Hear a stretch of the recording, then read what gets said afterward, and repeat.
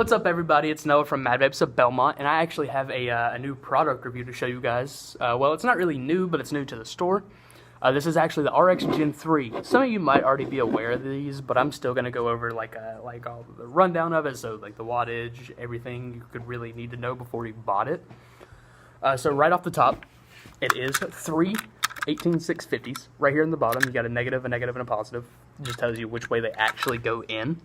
And it does have this nice latch-style door. I'm a big fan of these. You don't really have to worry about buttons, and you just kind of got it easy. Spring-loaded, so when you pull it open, it will pop up, and then spring.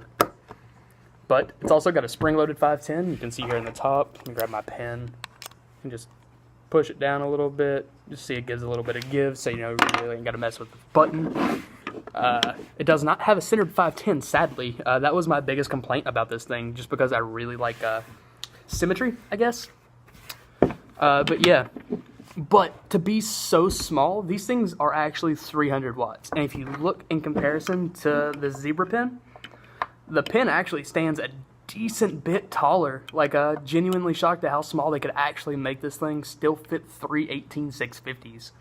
With all of the wiring for the chip, the screen, the battery connections, everything is really kind of mind-blowing.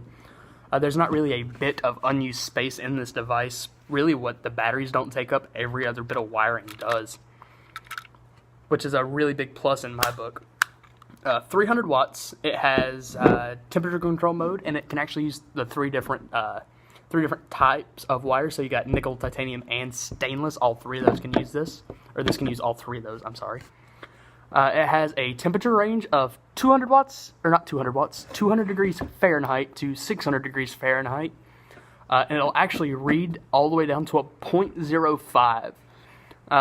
So you can put just massive builds on this thing, and it still has the 3 18650s and the 300 watts to keep up, being so small. I can't stress enough how small this thing is. Like, if you look in comparison to the palm of my hand even, like, it's still smaller. My hand's just a little bit bigger, and if you could get a little bit more level, you'd see that. There you go. But yeah, I really can't stress enough how cool these things are, how neat, how small, how sleek, and really affordable. The most expensive thing you're really going to need is the batteries, but for a decent price point of $79.99, these things are killer.